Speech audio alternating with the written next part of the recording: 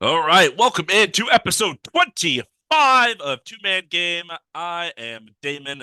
That is Dom, and something special occurred. You're the listener. You're the listener. Yeah. Thank you for listening. Hopefully, you have been tuning in. Episode 25 is crazy. It's a fourth of the way to 100. If you don't know, simple math. That's how you get there. Since our last episode, I want to start off right off the top. We had a birthday, a very special birthday for a very special man. Dom has turned a mysterious age I won't reveal unless he wants to reveal it. Let's just say when we get to the episode number, I'll reveal it. Okay, that means he's older than 25. Um, Fuck.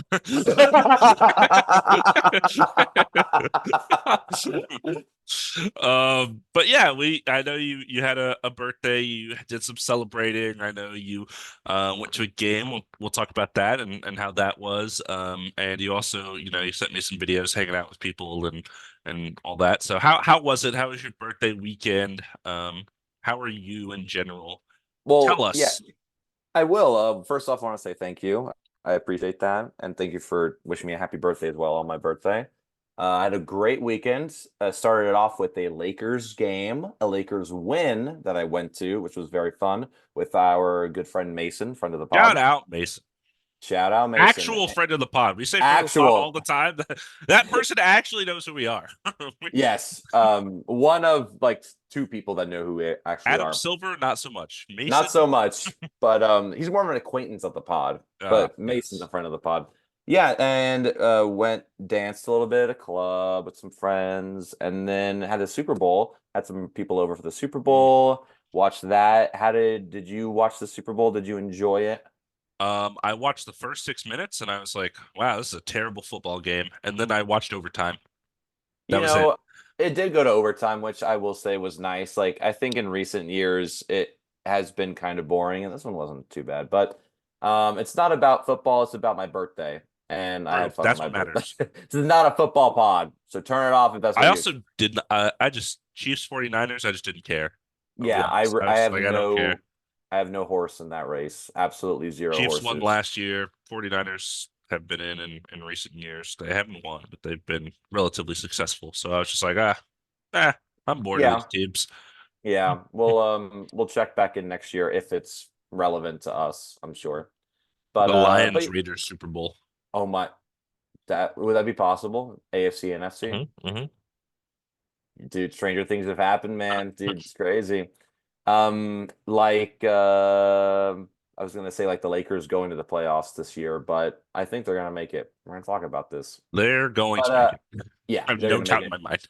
But yeah, I had a great birthday. Thank you for wishing me a happy birthday and bringing it up. And how are you doing? How was your weekend? You neglected to mention what I got you for your birthday. But Well, I was I hoping that guess I'll people would maybe see it if you're watching the pod. Guess there's something new on my wall. people definitely don't watch this podcast. They just listen to it. The Okay, visual you're right. appeal is not there. Well, I did get a very special gift from Damon. A few pods ago, I did mention something about not having anything Luka Doncic related, and I am being I'm he's the reason why I kind of got back into basketball like 4 years ago. Yeah, we talked about that And on episode one. yeah, episode one, so a few pods ago. And yeah, I went to the mail and I saw it was a gift from Damon, and I opened it on my birthday, and it was this awesome canvas poster of Luka Doncic, and it's right here on my wall. I'm a musician. I'm working on songs, so it's right over here, and very happy. I love it a lot. So thank you for that as well.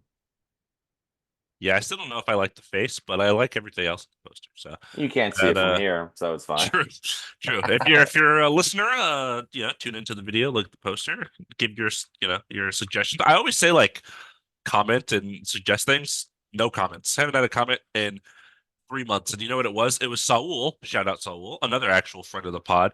You know what his comment was? Twice? Said more Lakers. No, it said Luca. Oh yeah, because we went to the game where the guy just screaming Mhm. Luca Mhm. the whole time. So yeah, Literally friend of two the pods pod. in a row. He just commented Luca. That's it. That's the only It's comment like we've ever had. it's funny because Saul definitely just texts me when he has a comment on the pod. That's just so funny. Comment Uh, Saul or text me too. yeah, yeah. Shout out, regardless. But yeah, thank you for the gift very much. I love it a lot. And I know usually we get each other shirts and stuff, but this was a great little, it's a little something different, which was very nice. Yeah, I So wanted to yeah, change it up. I just got you diversify. a shirt for Christmas, which was like 2 months ago. So it's like, yeah. Yeah. And I feel like you mentioned in the podcast, I don't know if it was on the podcast or when we were just talking prior to pressing record. I feel like you mentioned something about not really having a lot on your wall. So I was like, okay. Yeah, definitely. And I have like more basketball stuff related like downstairs in our living room. I have some Mm, like old vintage Lakers posters, which are pretty mm, cool. And I also shout out to Saul. He got me a Christmas present. It's LeBron scoring becoming the scoring leader. It's mm. a poster of LeBron, which I like LeBron, but I'm not gonna put it in my room. Dang. I'm not. No, no, no, no, no. I want to put him up, but I'm not gonna have LeBron James over my head while I sleep. I'm just Put not. it on your He's ceiling. yeah, Like, yeah. Well, I'm staring up. That's actually better. That's better. I'm gonna do that. I'm gonna do that. But yeah, enough about me. How was your weekend? How have you been? My weekend was better than last weekend. My car didn't get towed, so that's always a plus. We love uh, that. yeah, I didn't do much on Friday. I had another staff practice. We had like seven of our teachers came out. So good turnout. Fun. Shout out to them. I can't individually name them all because that's way too many people. But one of them was Jared, so shout out Jared, friend of Friend the of the pod. pod. Friend of the pod. Yeah, actual friends of the pod. Shout outs today. And that was fun. And then Saturday, I didn't really do anything. Literally, I just like sat at my house all day because I wasn't feeling too great again. Um, and I've been wearing a mask to work all week and stuff because I've been still kind of bleh. Yeah. Um, but I don't really know what it is. I think I just kind of sore throat, whatever. Yeah. It's Allergies, fine. something like that happens. Yeah. Yeah, and then Sunday I was gonna watch the Super Bowl, and I was like, actually, I don't really care. And I started watching it, and I was like, I don't care. I'm gonna do something else. So I didn't really do much. Very chill weekend. That's good. Yeah. I similarly Saturday I was recovering after my Your birthday birthday. on Yeah. Friday. So I was mostly in bed recovering. Had lunch with Mason. Took me to a really good place called Foster's here in Los Angeles. Very Mm. good. We will have to go next time you visit. The shakes are so good, man. They're so Oh, good. The always love a good burger is so good. shake. Yeah. And I just recovered. I also cleaned the whole house because we had people over for the Super Bowl. Mm. So it's just the kind of guy I am. I'm Right. hungover and I'm cleaning out cleaning the house. Always doing something.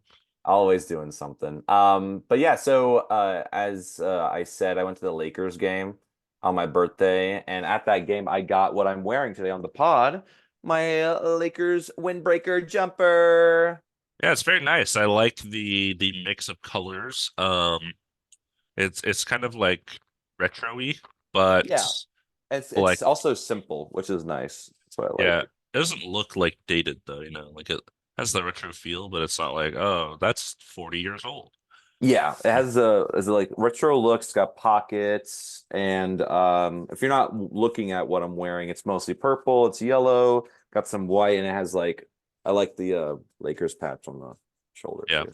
We Pretty work on cool. our visual storytelling here. We're doing We're good, striving. but I really want to know what you're wearing. Please tell us what you're wearing. I am donning another Rockets jacket. I believe it's the fourth Rockets jacket I have worn on this podcast. It is navy. It probably looks black in the video because it's kind of dark. But it's navy. It has the old school like 90s Rockets logo patch, which is nice, just the ball. Um, and then it has red sleeves. I realized all of my jackets that I have, except for the one that's hanging up on my wall over here, have different colored sleeves Yeah, it's than interesting, torso. right? And I was Yeah. like, I guess I like that because all of the jackets I bought look exactly like that.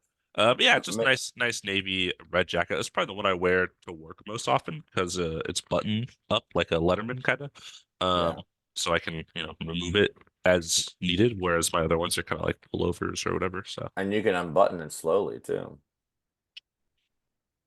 That's right now. You not can the right unbutton it right. not the Not right right now. podcast. Not the right. That's our other podcast. That's our other podcast that no one listens to. It's the other one that no one. But yeah, so in the spirit of wearing what I wore to the game, what I got at the game, I have a little bit of a Tell us about the Lakers game. update. Yeah, a little bit of Lakers update. So it was Lakers Pelicans, and I feel it like was you've seen the Pelicans play 10 times.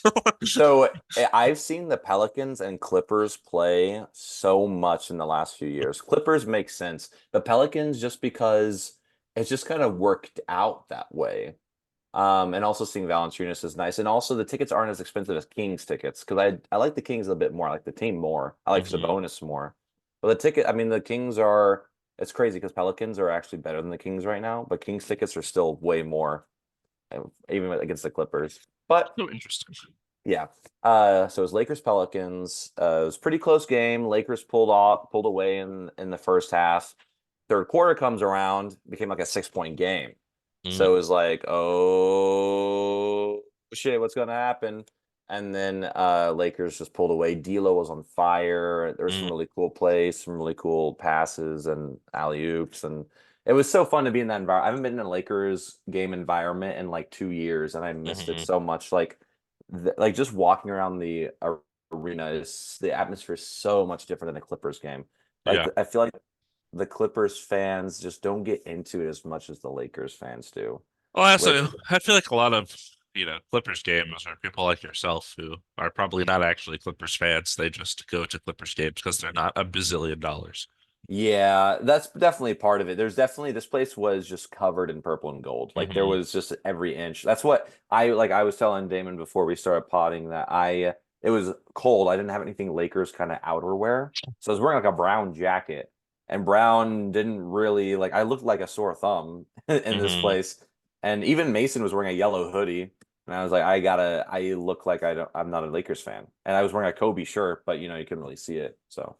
Um, but yeah, the game was super fun. Love the atmosphere. It was so much fun, and um, the game ended up with a win. Lakers won, and which I wasn't sure. I mean, Pelicans are doing really well right now, so I was a little concerned. Zion, it was one of those games I think we talked about where you're watching the game and you don't look at the points, and then after the game you look at the box score and someone had like 35 points. Zion had Yeah. like 36 points, and I was like, Just "What? How?" layups and Yeah, yeah. literally just him going to the hoop was like, "How did that happen?" And D'Lo did really good. He was like 7 of 13 from deep, which was really, Retire his number. really fun. Please. I'm glad we didn't trade him. This is also the day after the trade deadline, which Oh I yeah. didn't think about. Yeah. Yeah, yeah. No more crying So on the bench for D'Angelo Russell. which I still didn't look up, but I need to. So yeah, so currently with that win, Lakers are ninth in the West, 28 and 26 right now. They're currently playing the Pistons. So if you see me look over to my right, it's because they are currently playing the Pistons and they're up by 11 in the second quarter. So just making sure they win because they should. Hmm. And they have a game against the Jazz on Thursday, and then it's the All-Star break. How was when you went to the game? How was seeing the Kobe statue? Oh yeah, I don't even know why. I can't believe I forgot to talk about that. It was awesome. Awesome by the fact like so I know we talked about it a little bit. It's not the stance that I would have thought Hmm. that they put him in, but basically his pose is him walking off the court after he scored 81 points in 2006. So it's just him with his hand like up and I didn't really get it at first. I thought it'd be something a bit more of iconic look, It, but it looks like um he's starting a dance routine. the more that came out about it, apparently they've been talking about a Kobe statue for years and years, and actually this was the pose that Kobe picked for. Ah, Yeah, but he what did he want? It's about what the fans want. And actually, they're also planning two more statues. yeah. One with him is the number 24, and then one with him and Gigi, which I think if there's any Laker to do it for, I mean, Oh I'm man, okay. I'm okay with it. You know what I mean? 20 And years. they have the That's a money. long time. I'm not worried. They're not asking me to pay for it. So that's fine. Do you remember Um, when Kobe passed that Jerry West said that they should change the logo to Kobe? I do remember that. I remember him saying they should just change the logo already. And I'm like, you don't like the logo? which I thought was funny. It But was kind of a random guy to be the logo. it is. But what I was gonna say is that what was really awesome about seeing the statue is how many people were just around it. Not even people there for the game. So they had it blocked off. I saw Um, that. yeah, so they had it blocked off so the public could get to it because for the Lakers game, they were like flowing the traffic a certain way so everyone would kind of go in the same entrance, Hmm. which they usually normally don't do when I go to games. But I think there's just a ton of people. But they did not block off the statue, so people from the street could still come, and it was just surrounded with people just taking pictures with it. And that was people put flowers on there, and it was just really it's a really beautiful way to see the city come together over something so tragic. And I feel like it's going to be like that for weeks, you know? So Yeah, that was definitely the best part for sure. yeah, and I mean the day after it was put up or whatever. So, Yeah, that's a big deal. super That's recent. the first game after the statue was there. Or yeah. Well, they played the 8th the day it was put up, but this was like literally the day after. Oh, they played So it back to back. yeah, they played at Oh, Nuggets on the 8th, and then yeah, and I'm they wrong. yeah, no, you're fine. I am the Lakers fan, so I should know that. Um, but yeah, it was so cool too. Like they had big posters inside of the stadium just set up with like famous images from Kobe's career, like him with like as number 8 doing like the backwards dunk, him like Mm. with the arm out hitting like the game winning The fist is shot. great. Yeah. Love the And then fist. him like when they win the 5th championship with him on like the scoring table, just like screaming. Mason and I Oh took a yes, picture yes, I with saw that. that. Yeah. Yeah. So that was just really cool. And it was definitely up for the game before, but they left it up for the game Hmm. after, which was nice because it normally isn't there. So that was really nice to see, and just so many people there wearing Kobe stuff. It was, it was nice to see. But enough about the Lakers. How are the Rockets doing? I'm gonna keep it short because I don't want to talk. I don't want to talk about the Rockets. 24-29, 12th in the West. Not great. Um, it's funny. Before we did this podcast yesterday during the day, I was updating our notes. I put 23-30 because I assumed they were going to lose the game they played yesterday.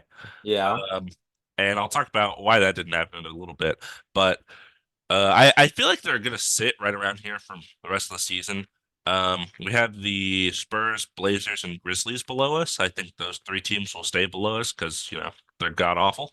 And then I feel like maybe we pass Utah if they start tanking like they did last year, but that's about it. I think we'll be outside of the play-in. Unfortunately, I think the Warriors, Lakers will stay at the play-in hunt. I think those other teams, Kings, Mavs, or whoever's 7-8 right now, will stay there. I don't think we're gonna pass anybody up. So I feel like we're gonna finish right outside of the play-in, which is pretty much right where I predicted. At the offseason when we did our standings predictions, so not too surprising. But it's been bad. We lost 4 games in a row, and I thought we were going to lose 5 in a row against the Knicks. But there was a big controversy. And if you're listening to the pod and don't know about this, basically the Knicks and Rockets were tied 103-103.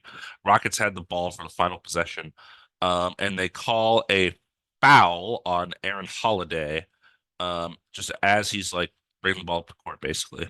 I'm sorry, on Jalen Brunson against Aaron Holiday. Uh, Okay, gotcha. and Aaron Holiday, uh, he like is shooting a shot, um, and Jalen Brunson just kind of like I don't know. It's like very minor contact after he already had shot the shot. And then the officials blew a whistle, and Aaron Holiday had 2 free throws. He made both of them, and it was 105-103, and the game's over. Basically. So it was very controversial. Everyone immediately reacted like, "What? That was a foul call? Huh? Doesn't make any sense." And people complain about officiating a lot. But after the game, they asked the official Ed Malloy, who was on the game. They said, like, what was up with the foul call? And he said, like, in live time, it looked like illegal contact on Aaron Holiday's lower body, but, and I quote, after they looked at the replay, he said, the contact which occurred after the release of the ball, therefore, is incidental and marginal to the shot attempt and should not have been called. So he basically admitted we made the wrong call, which is interesting because you think that's something they could reverse during the game. rather than wait until after the game, especially such a game, literally a game deciding call like that. But he literally admitted it right after the game, which is interesting because I feel like that doesn't happen a lot. I feel like officials never like say, "Oh, we did the wrong thing." Um, Yeah. and then the Knicks today actually came out because this game was yesterday. The Knicks today came out and filed a protest to the league about the end result of this. So basically, they are arguing with the fact that the game was decided that way, and then how the process works is they get like 5 days to provide evidence, which is pretty clear and already out there, and then the NBA will have 5 days to make a decision. So basically, what would happen if this were approved is that like the game would go into overtime. So and this game was in Houston. So the Knicks would have to fly out to Houston to play 5 minutes of overtime to decide who actually wins this game, which is just silly. Because they don't it's an Eastern West matchup. They've already played twice this season. So there's no other way to really decide it. So yeah, it was kind of a big controversy. It cost the Knicks the game. I mean, you could argue you shouldn't be tied with the Rockets at the end of regulation anyways, because we're not as good of a team as the Knicks, obviously. But yeah, I've seen the play. It's not I don't think it was a foul. I usually don't think it's fouls. Yeah. And yeah, they already admitted it wasn't a foul. So it's kind of a big controversy that gave the Rockets a win that we probably shouldn't have, and the Knicks a loss that they probably shouldn't have. See, that's it. So, well, thank you for telling me because I didn't know anything about this. But I have two things. One, whenever I watch a game that's close, or if there's a foul call with, less than a minute left, game is tied, the referees always look at every foul call. Right. Did they not do that? I guess not. Or I That's guess not to the point where they like automatically reversed it. Yeah, that's crazy because I've seen that happen so many times because there's been a lot of close Hmm. games, a lot of good games this year that have been decided on like, a foul call that happened or didn't. And so I can't believe that didn't happen. And number two, this overtime thing is crazy. Like actually like because I'll tell you why, because a lot of those how many games have there been already this year or last year? I can name a couple where like it was proven after the fact in the 2 minute report that Hmm. something that happened wasn't a call and would have changed the course of the game. It already happened. You can't go back to that moment. Right. It happened. And like this is something the Knicks just have to it happens to every team at some point. I don't like that it happened by any means, but you cannot expect them to go play 5 minutes of basketball. It's just that's so And there ridiculous. would also be like no fans or anything, which I think is Yeah. kind of funny. So it's like who not who cares? And I know every game matters because it does, but you they just need to do better. They need to learn the refs need to learn from this mistake and just make sure it doesn't happen again. Like Yeah. it's crazy when it happens to the same team over and over again. I mean, I get right off the top of the bat, I can mention like the LeBron 3-pointer shot against the Timberwolves, right? Like Hmm. that happened this year, and it was like afterwards, like still couldn't prove it. It's like, all right, well, then we should okay, I'll protest it. Let's play 5 minutes real quick. It's like, you're not. They lost. Lakers lost. It's fine. But that's what I happened. I think I was reading about it. And I think the NBA has approved 6 protests in its history. So sometimes, very rarely, sometimes these are successful. And I don't know, their case is helped by the fact that the official is blatantly like, yeah, we got it wrong immediately. We'll see though. We'll see what happens. Yeah, and I mean, besides that one from this year, last year, the infamous like Jason Tatum found LeBron, where like Patrick Beverly grabs the actual photo like camera and shows the official, mm, and he gets like that. Was if officially he literally posted it. It was on social media everywhere that like he got hit on the arm when he took the shot, and they lost. Lakers lost, and was that that's the LeBron fine. on the court writhing like his That was first him on the before ground. Yeah, just when he had died? his because it was a foul. It's that's a bit dramatic for sure. But what I'm saying is, I hope this is gonna sound maybe a little crass, but I hope they don't get an overtime. It's just that is the reality of the game. Yeah, so the Rockets probably shouldn't have won. And we've lost every other game since then. We've lost every game since our last pod, except for this one. So not great. Everybody's whatever. I did want to point out Jalen Green had a triple double, 26, 14, and 10 against the Hawks on February 10th. Oh, That's 26 points, 14 rebounds, and 10 assists for our 6'4" shooting guard.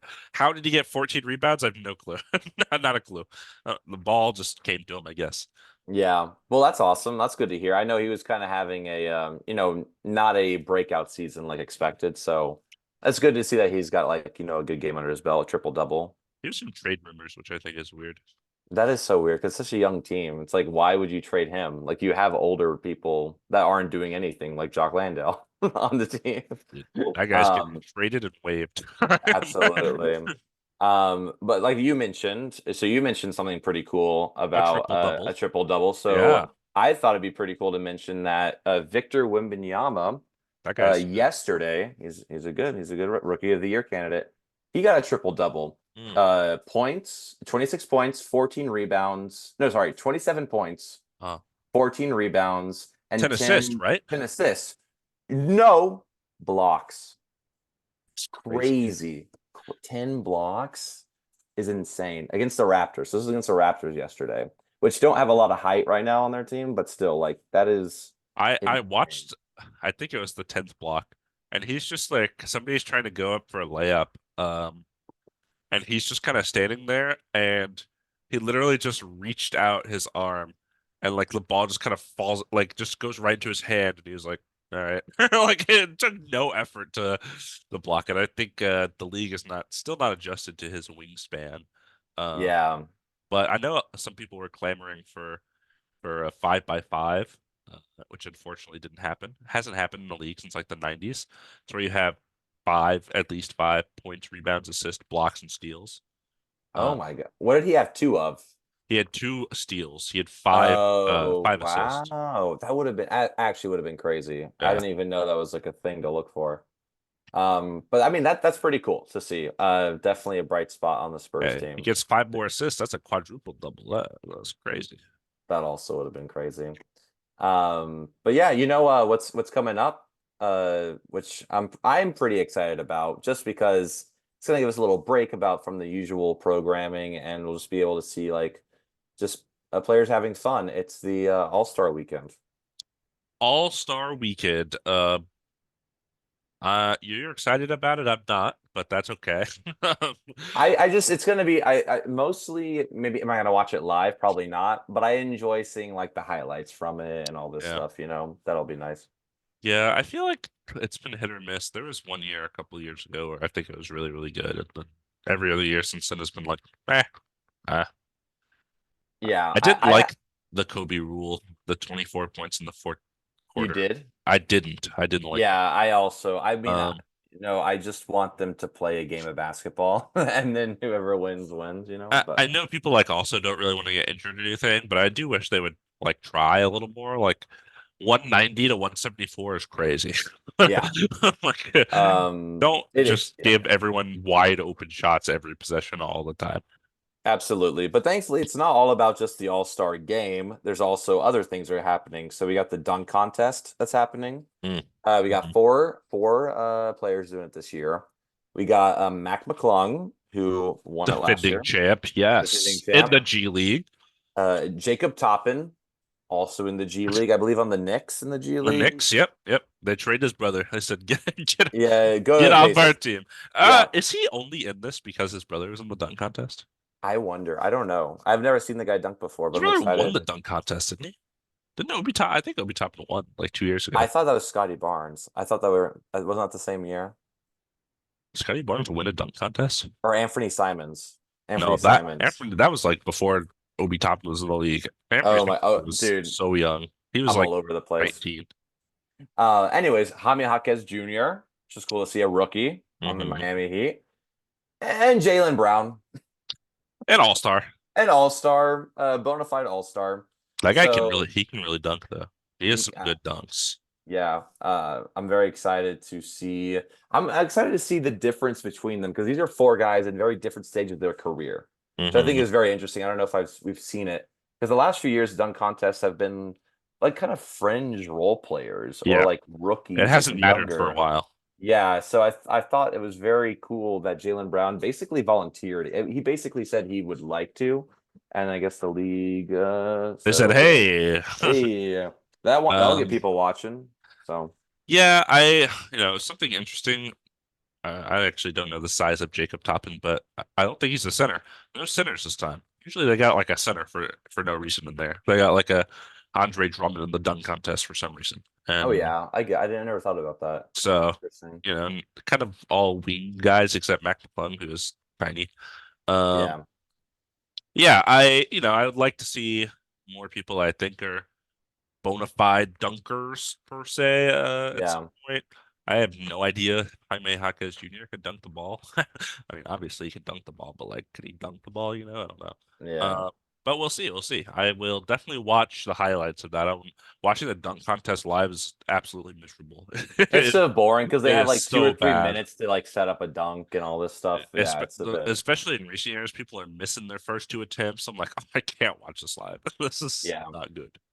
definitely a highlight one. We also got the 3-point contest. Yes.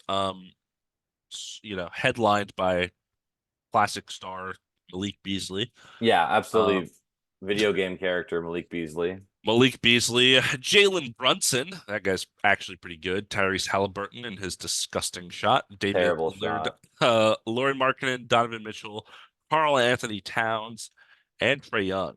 Um, Very, very interesting. that's a pretty good list. I think Cat has advertised himself as like the best 3-point shooting big man of all time. So it makes sense that he's in this. And then all these other guys, Laurie Marketing, I guess, also a big that is a pretty good shooter. Everyone else Yeah. is like a bona fide star shooter, or star player that can shoot. Damian Lillard, I think this year his efficiency's down. Same thing with Donovan Mitchell and Trae Young. I think all of them are like relatively inefficient compared to like their career averages, but that's also Yeah. because they just shoot the ball a ton.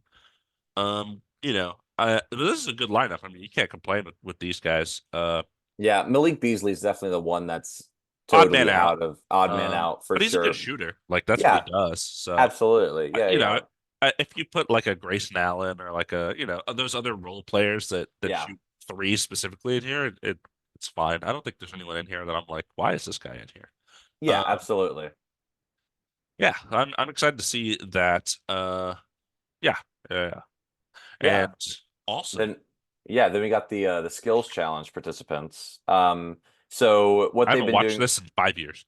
I don't think I've ever watched this. I didn't know this was a thing until last year, actually. Really, it's Yeah, changed so a lot. yeah, I It know used to that be one much. person. Now it's teams of three people. I kind of like that, but I like how they're picking the teams. So there's three teams. Hmm. So one of the teams is always whoever's hosting. So this year is in Indianapolis, so it's Indiana Pacers. They got Halliburton, Miles Turner, and Benedict Mathurin. Mm, It's pretty cool. And then the other team, there's the second team are all number one picks. So Anthony yes, Edwards, number one picks, Paolo Banchero, and Victor Wembanyama. So I think Paolo it's pretty cool. Banchero. Is that the last three number one picks? Yeah, yeah, Anthony Edwards before Paolo, yeah, or is this his third year? yeah. I think so. Isn't that crazy? Man, that guy's good. He's a good guy. He's good. Hey, breakout season, gotta say. And then we got three all stars, which is funny because the two number one picks are all stars this year, which I didn't think about. Yeah, Um, but all stars, that's Scotty Barnes, Tyrese Maxey, and Trae Young. and what's interesting about that team? Two of those guys were just named all-star replacements for Joel Embiid and Julius Randle. And you know And who called it? Who who called it? who named them? That would be Adam Silver. He just said, "We're done with the stupid voting. This guy and this guy are all-stars. These are the exact two guys I had as my next man up." I was talking about you. So You called it. You're like, these two guys will probably get it if there's an injury replacement. oh oh yeah, the last podcast I said. Yeah, literally. I was like, it'll Yeah. probably be those two. Yeah. I forgot about that. So yeah, I guess they just didn't know who was going to be on the All-Star team. Nobody wanted to do it until they finally got some injury replacements, and they're like, finally, these guys will do it. Yeah, these Uh, guys, we'll throw them in there. But yeah, I I mean, I will watch it. Like I said, highlights. I might watch the All-Star game. Um, mhm. We'll see. It depends how busy I am. This weekend is Monday is a holiday, so I might be able to stay up and just kind of watch some of the games and stuff. I remember Scotty Barnes. I don't remember what it was. Maybe it was a skills challenge. When he was, I think it was a skills challenge, and he was a rookie.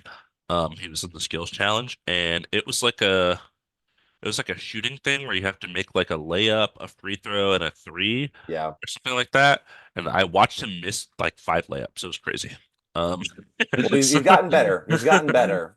That's all that matters. he's an all-star now. He's an all-star. First time all-star.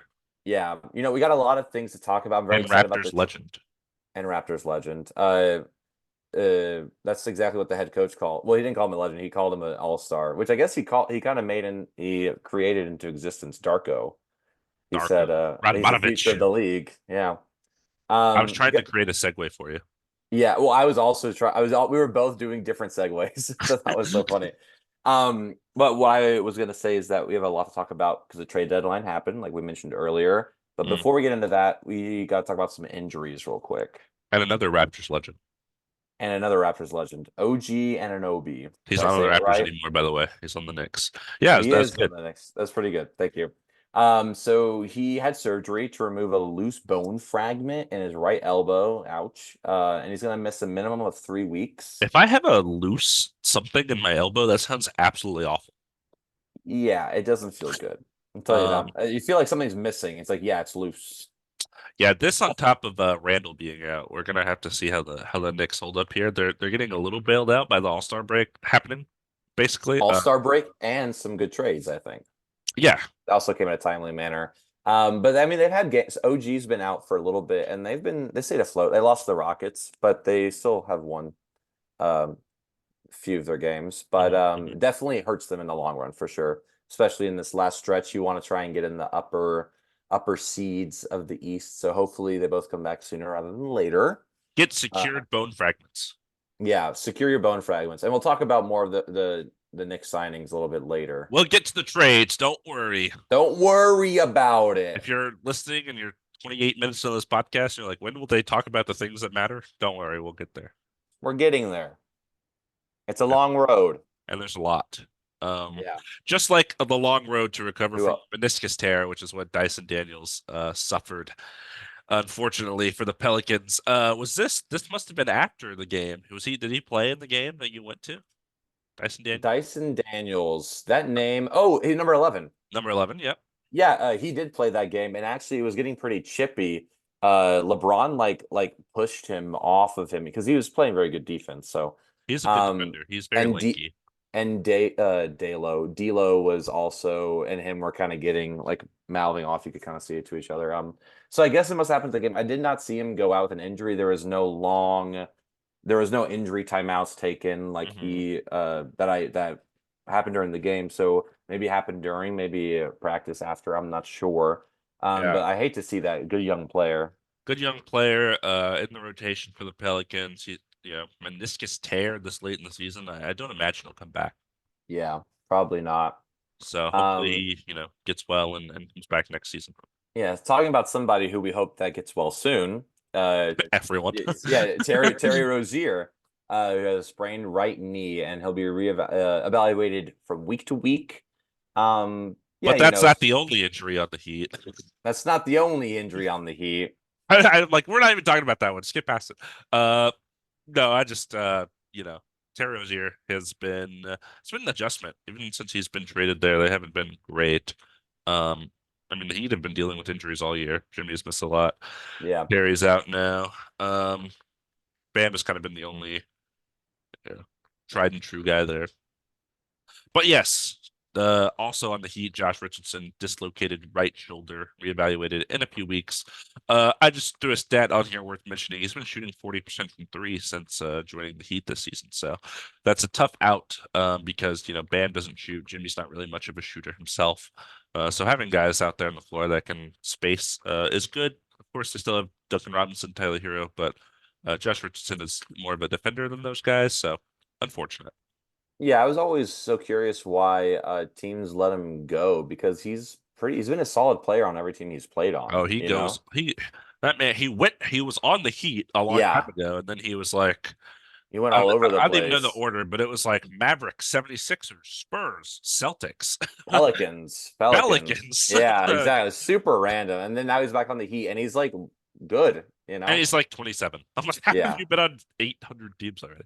Yeah, it's Uh, it's interesting. But thankfully that's all we have injury related news wise, except for the ones that, most people already know about. So yeah, I some people are think we're still out. gonna go into a little bit of the signings that have happened, and then we're Yeah, gonna get into the bigger stuff later. yeah. So I had a lot of minor stuff on here that I just thought was worth mentioning.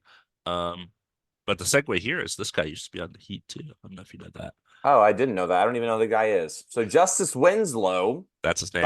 signed a 10-day contract with the Raptors, and he's been on their G League roster. That guy also really good on the Heat. He was like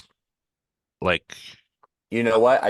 I do remember him because he he was was like a a point forward. It was kind of yeah. interesting.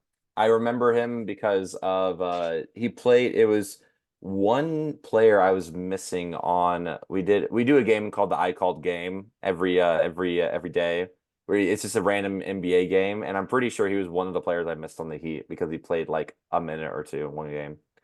Yeah. But yeah, he's on the Raptors now, 10-day contract. We'll see how he does. Congratulations. Congrats. Gigi Jackson, the second, youngest player in the NBA, still signed a 4-year contract with the Grizzlies, which is nice. He's had a pretty good year. He was drafted, I believe, 45th overall, in the second round for them. And he was on a two-way. He wasn't actually on a valid NBA contract, but with all the all the Grizzlies injuries they've had this year, he's kind of really stepped up and had some good games for them. So, going from a second round, not secure two-way contract to a solidified 4-year deal is really nice. And he basically proved himself in half a season. So that's really nice to see. And hopefully he can be a kind of rotational piece for them in the future as their guys get healthy. Yeah, absolutely. I've seen a bit of seen him play. Very athletic, very fun to watch. So We saw him in Summer League. we did, didn't we? Yeah. Wow, that's awesome. I love that. I'm so glad we went. Anyways, Keon Ellis on the Yep. Sacramento Kings, he signed a 3-year contract with the Kings. I know I've watched some Kings games. He's been getting quite a bit of minutes because Davion Mitchell has been out. No, So he just like plays over Davion Mitchell. They I just like guess play not. him over him now, which is Okay, crazy. so yeah, I mean, I was watching they're playing right now, and I saw Davion Mitchell like shooting around, but I haven't seen him playing as much. But definitely see Keon Ellis on on the field on the court more. Yeah, So he's kind of been their backup point guard, which is why I wanted to make note of this deal. yeah, no, he's been doing great every time I've watched them. They've been doing very well. And he was undrafted and on a 2-way, so congrats to him too, getting a 3-year contract. Out of Bama. I don't Oh know why I yeah, know that. I don't. You know who else went to one of my underrated point guards went to Alabama. Do you know who it is? Drafted number 8th overall by the Cleveland Cavaliers. Doesn't Dude, it's got doesn't to be Eric Snow. he doesn't play for them anymore. He's still in the league. Eric Snow's crazy. As the That's a first crazy pull. Cavaliers guard I thought of. That's not in the league right He's now. currently on the Ute, one of the Utes right now. Keontae George? Nope, No, that guy no. was not drafted I by the know, I Cavs. know. I was just about to say it's not Obaji because he's on the Raptors. It's Uh, Colin Sexton. It was Colin Sexton. I said Colin Sexton. Okay, You my didn't bad. hear me. Yeah. Um, also, I should have put this also with the Grizzlies because we literally just talked about them, and this guy was on the Grizzlies. But Bismack Biyombo signed with the Thunder on the minimum. He's played 30 games with the Grizzlies this season and been kind of fine. Again, they were filling in for those injuries. I just thought this was worth noting because a lot of people thought the Thunder might move for a big on the trade deadline because they just run Chet at the 5, and Chet, while he's very good at defense, is very skinny. And the Thunder being such a high seed, people are worried that when they go against the Jokic's, the Anthony Davises, the Rudy Gobert cats of the world, that they'll be a little, oversized for the Thunder's team. And so they signed another guy to help them with that, I guess, even though Bismack Biyombo is like 6'9". But he is a center and he is kind of big. So yeah, He gets rebounds for you, and he can kind of block. he used to be really good on like the Yeah. the Raptors and the Hornets. Yeah, it's been a while, but he's gonna bounce around a little bit since I've been watching. But cool for him. He's on the Thunder. He's on a competing team, not Yeah. the Grizzlies, that's for sure. So it's cool to see him on the Thunder. Maybe he can give some pointers and help out in the Just locker like room. throw him in to foul Jokic during the playoffs. Yeah, there you go. Yeah, literally, he's the Udonis Haslam. There we go. Yeah, That's perfect. he's the hammer. Uh, yeah, and talking about the Heat, we talked about the Heat earlier. Kyle Lowry, who was part of the Terry Rozier trade, Yep. Nope. it was Yep. bought out. Yeah, I was about to say, I don't know anything else that's happened. He was bought out by the Hornets, and he signed Yep. to the 76ers. And he's from Philadelphia, which is pretty cool. Yeah. And went to Villanova, and there Nick Nurse was his coach. Yeah. So a lot of connections there. Hometown guy. High school, college there, and then yeah, Nick Nurse coaching him on the Raptors, now coaching him here. I think it's fine. I don't see why you wouldn't do it. Why not? Yeah, and he'll be a good locker room guy for Tyrese Hmm. Maxey and some of the other Hmm. kind of guards. Since you lost Patrick Beverly, who was kind of a veteran presence, Hmm. you kind of get Kyle Lowry, who's definitely not defensive, but you get that leadership kind of, you Yeah, know, and guy. I think that's we'll get into the Pat Bev trade in a second, but I think that's Yeah. a reason they were kind of okay with doing that is I think it's kind of to be expected that Kyle Lowry would end up going there. Yeah, absolutely. All right. You know what I'm ready for? What are you ready for?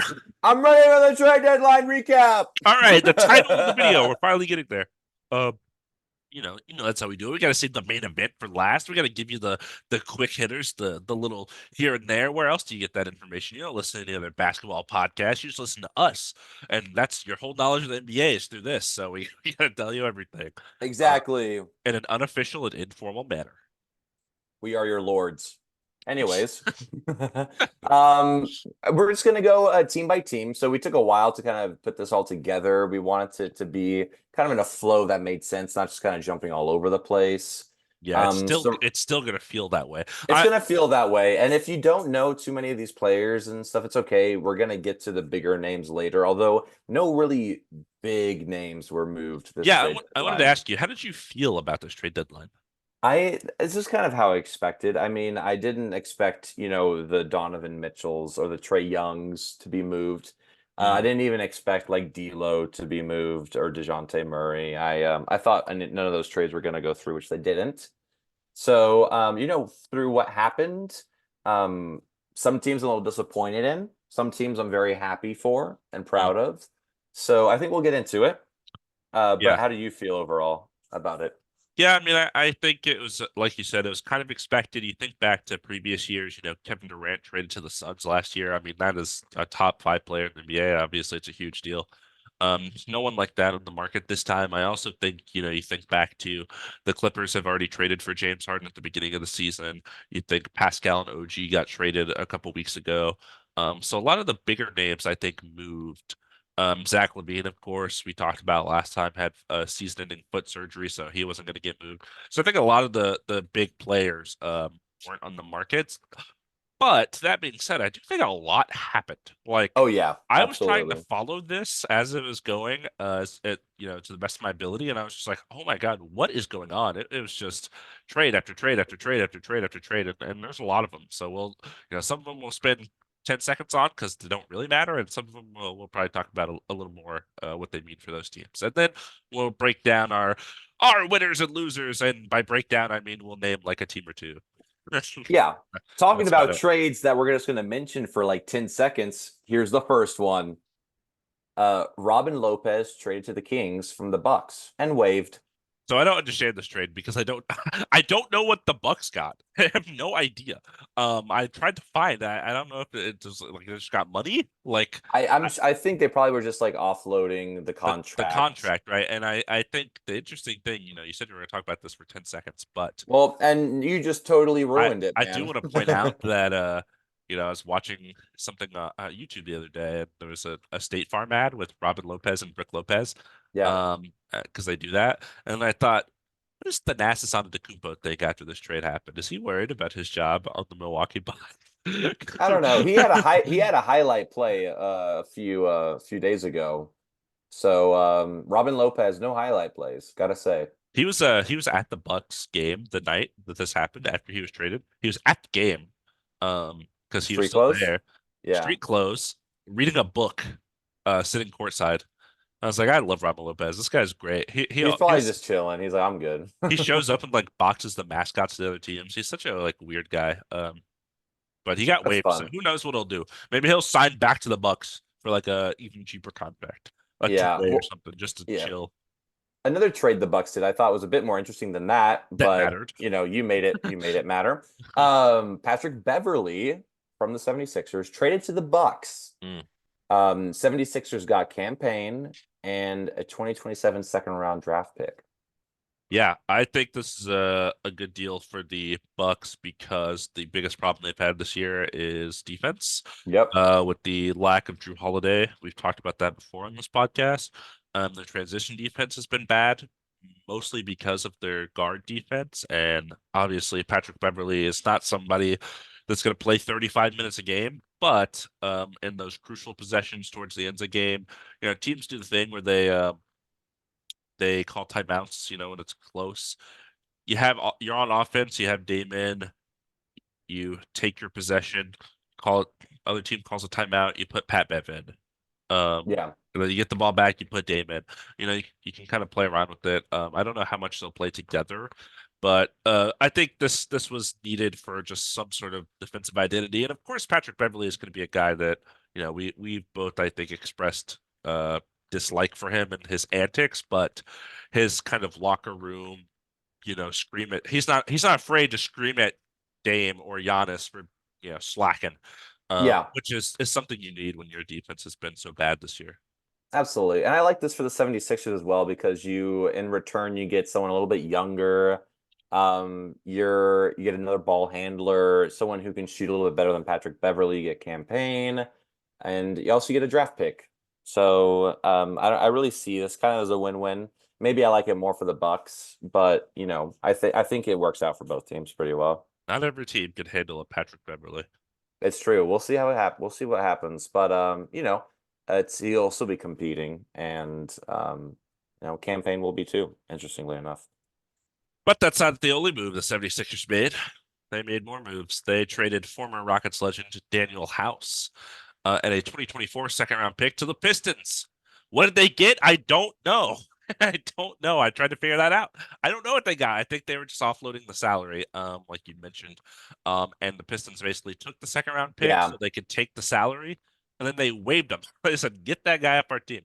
And we're gonna talk about the Pistons more later because they did a lot of waves this trade deadline to clear up all the They people sure they were did. trading for. But the other trade they did was they traded. Oh, do you have a comment? I wanted to add one thing. I'm gonna predict what I think is gonna happen. I think the Clippers are gonna sign Daniel House to a minimum because Daniel House follows James Harden James Harden. everywhere. Yeah, Yeah. James Harden and PJ Tucker, former Rockets Yeah. teammates. I can see that. Also they still they need shooting and spacing, and he's a pretty good defender. And I wouldn't have minded him actually getting on the Lakers, but I we're gonna remember talk going about that later. to a Rockets game a couple years ago when Daniel House was on there, and he would dunk the ball, and the graphic would show up on the screen that said "Haunted House." And I was like, "This is stupid." Oh, like Daniel House, like what is happening? I was put the other team to rest, lay them to rest. I don't know. I But what think else did they do? a lot of the Oh, moves they did was I think they're trying to create cap flexibility for the summer. I think after because yeah, Tobias Harris's contract is expiring, I think they're gonna have like with all the moves they did, they're gonna have like $55 million or something nice ridiculous this summer. to So to pay Tobias Harris the supermax, of course. exactly.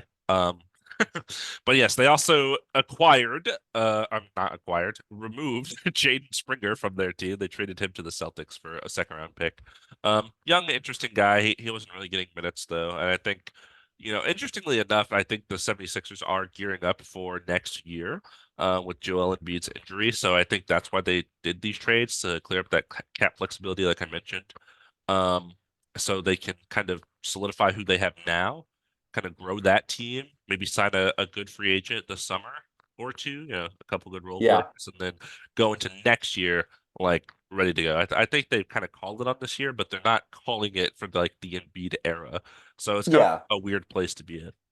I get that. I mean, you still have Tyrese Maxey, an all-star on the team. You have a really good record. You're still going to be able to compete in the Eastern Conference as the way you are. I know they were kind of slipping recently. Mhm. Uh, campaign actually provided pretty good shooting in his first game. Also, another trade we'll talk about later. One of the players has Mhm. done really well so far in the 76ers. So they're still competing for sure, but I agree with you. I think, they're maybe thinking this isn't the year, but next year is probably going to be the year But we're they going to can, be able to get start someone. developing the chemistry of those guys that they think will be Absolutely. there for the run, Yeah. whatever they deem it to be. I do like what they've done. I think it was very, very And, smart on their and we'll get case. to that other guy. He's a part of the other team segment. Okay, we're I getting there. know, I know, but you know what's also, so you mentioned the Celtics. Let's talk about the Let's Celtics. talk about Boston. So Delano Banton, I probably said it wrong. No, that was right. Oh, ew, he was traded to the Blazers from the Celtics for a heavily protected second round pick. Yeah, this must be Uh, a cap move. I don't understand. I like Delano Band. I don't know Heavily who the guy protected is. second is crazy. I don't even know what that means That really. means like So, if the Celtics are, I'm sorry, if the Blazers are too good, then the pick doesn't convey. Like if oh, they're if it's like a so protected the first, Blazers, so the Blazers were like, yeah, we're not going to be that good. right? I was like, I don't um, understand this trade.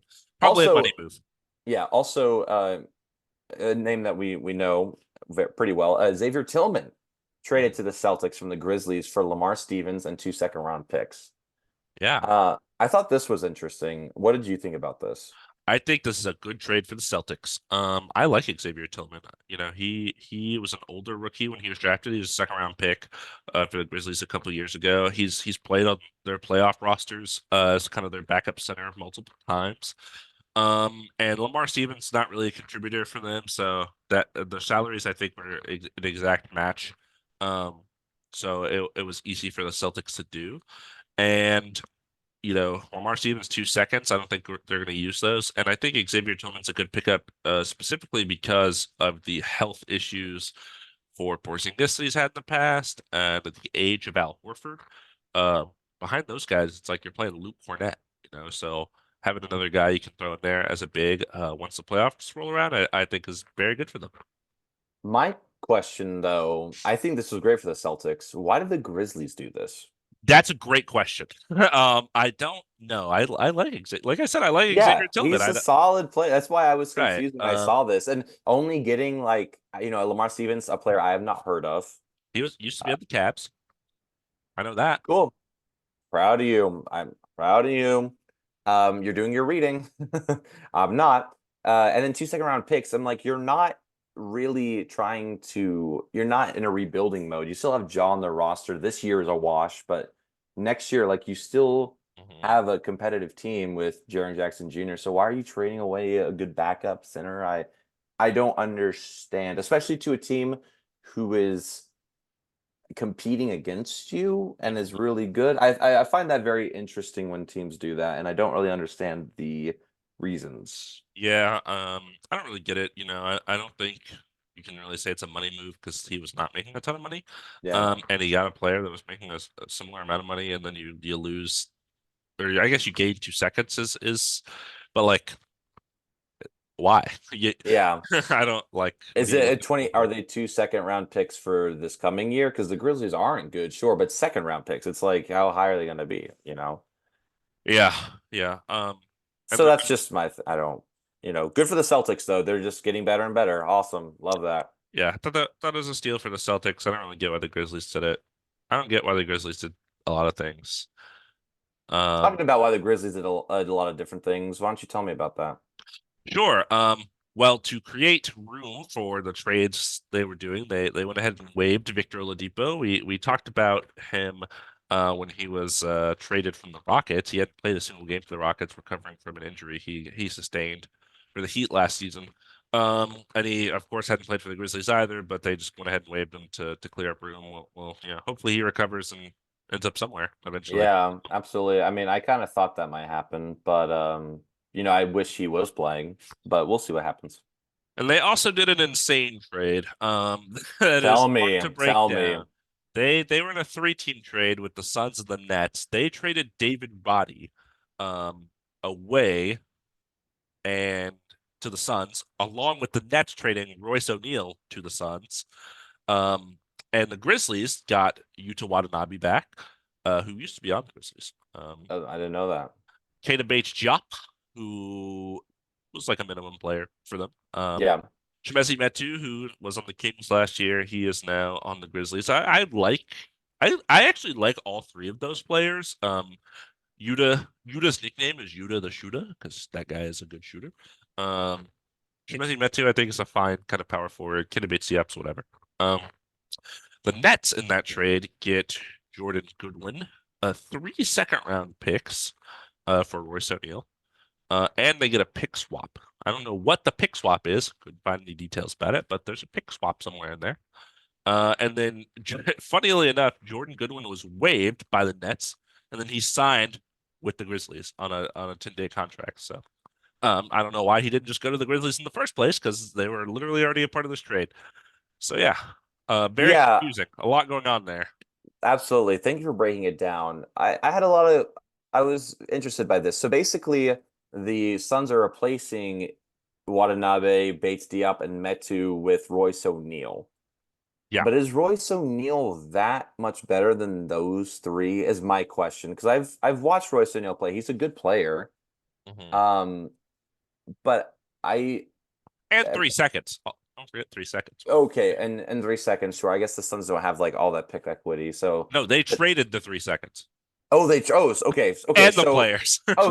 Royce O'Neal's worth all of that. Oh, also Jordan Goodwin because he's not on, and Jordan Goodwin was like a good backup kind of point guard that the Suns have been playing quite a lot. He was I've watched quite a few Suns games and he was doing very well on the court. Yeah.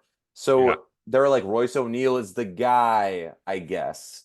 Yeah, I I guess the idea is like when the playoffs roll around, we're gonna roll out 8, 9 man rotations. So we need to figure out who those guys are. And if our stars get hurt, we're gonna lose regardless. So it doesn't matter if we're super deep, I guess is like their idea. A lot of these guys are experimental, they're kind of role players. They signed on minimums to the Suns because the Suns had no cap flexibility yeah. after the Durant and Bradley Beal trade. Um, so yeah, I don't know. I think, the thing that Royce O'Neal theoretically offers over these guys is perimeter defense.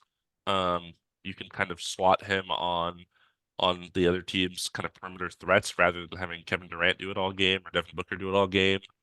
Bradley Beal Yeah. is not a great defender.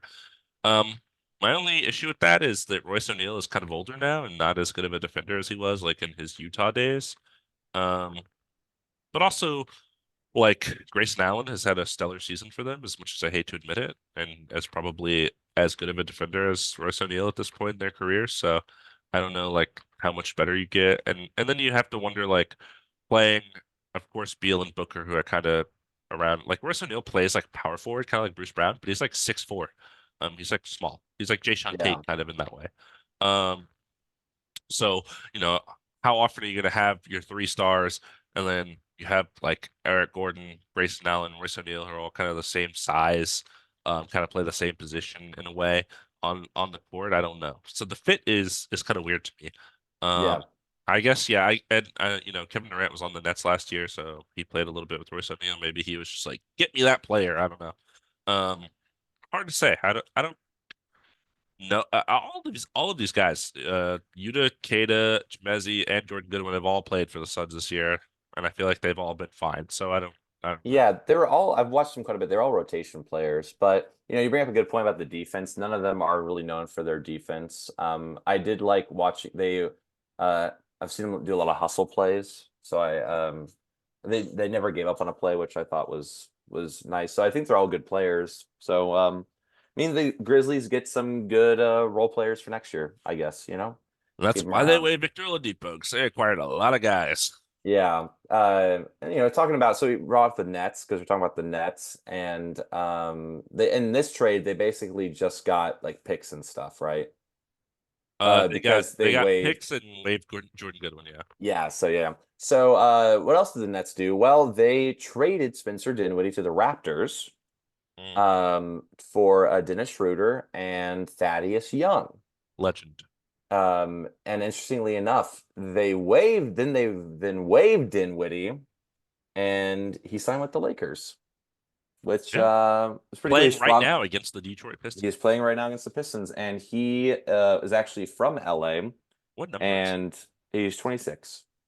Thankfully, he's the same number he has been, so it doesn't have to be anything crazy. Yeah, I he know used him. to be number 8, I think, and he changed it after Kobe's passing, I think, Oh, okay. or I've only 24. Maybe it's 24. I don't know. He was one. okay. Yeah, I've only seen him as 26 on the Wizards, Mavericks, and now Lakers. And the But Nets used to be on the Nets. and the Nets, I was gonna say, but I wasn't 100% sure if he was 24 then or anything. Who But knows? so he's with the Lakers now. He's very happy about it. I am happy about it. I think it's a good signing.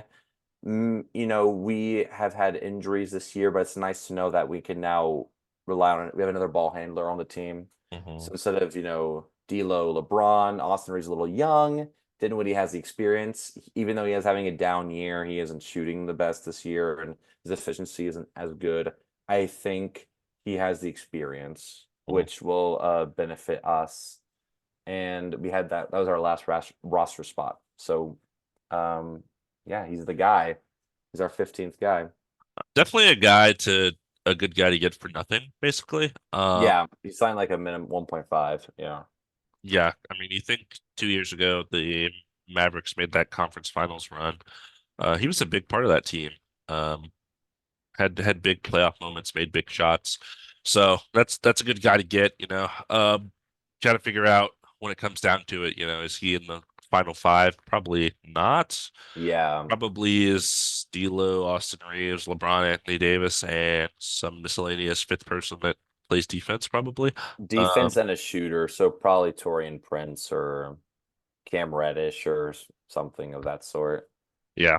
So, but I think he will help the minutes when those guys, when D'Lo's on the bench or Austin Reeves is on the bench. I think he'll fill in the gap there because there's like literally not another guard coming to my brain on the Lakers roster aside from Well, I texted you during the game. We were playing Skylar Mays, that's which right. who I've never even heard of.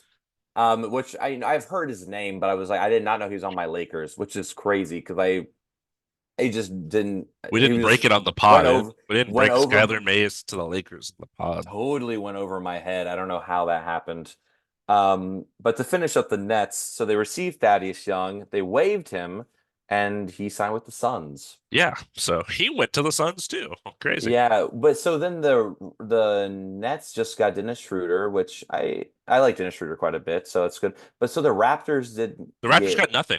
anybody. They They got just were nothing. I guess they just wanted to get rid of the contracts. Yes, Yeah. that was exactly it.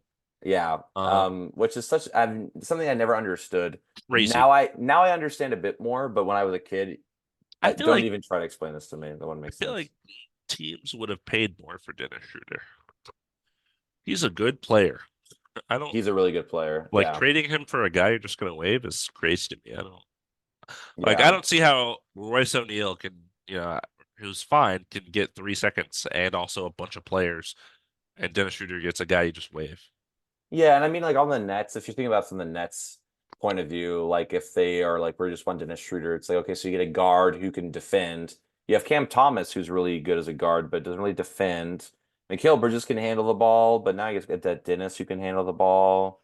I Mhm. mean, but the timelines are all kind of all over the place. The Nets are a very interesting team. I don't I gotta understand say any that. of the moves they do. Um, Yeah, they but traded a first round pick for Royce O'Neal last year, by the way. yeah, I remember that. Which now they just like send him away Send him away, get him out. for Um, different picks. But so we talked about the Raptors. What else did they do? the Raptors, interesting trade here. They acquired Kelly Olynyk and Ochai Agbaji from the Jazz for Kira Lewis Jr., Otto Porter Jr., and a 2024 first round pick, which I looked into trying to figure out how the heck this pick works. It's the least favorable of the Thunder, Clippers, Rockets, and Jazz. So basically, whoever has the worst pick this year, which will obviously be between the Thunder and the Clippers, because they're up there in the West standings. Yeah, That is the pick they'll get. So it'll be a late 20s first round pick, um, interesting. along with those players. Yeah. What did did you have any thoughts on this when you saw it happen? I was a little confused, but I was a little confused, but I was mostly happy for our boy Kelly Olynyk. He's returned to the motherland. He is back in Canada. He is a Canadian boy back in Canada. So very happy for him to Remember play when in his Kelly home Olynyk was country. on the Rockets scoring like Nope. 30? Nope. Yeah, I do remember I went to those barely. games. Those Crazy. games, those were the best games. Bring those games back. Okshay Obaji is a really good player, young player. This is on his third team already, which is crazy. It is crazy. Did not play for the Cavaliers, though he was drafted by them. Uh, give some goodness for the Jazz, but I guess they have quite a few young players already kind of in the guard position, so they want to kind of develop. Keontae George has been playing really well, so I'm And sure they want he's deceptively old. He's like 23. He stayed at Kansas for a long time. to. Yeah, it is Um, deceptive. I didn't know.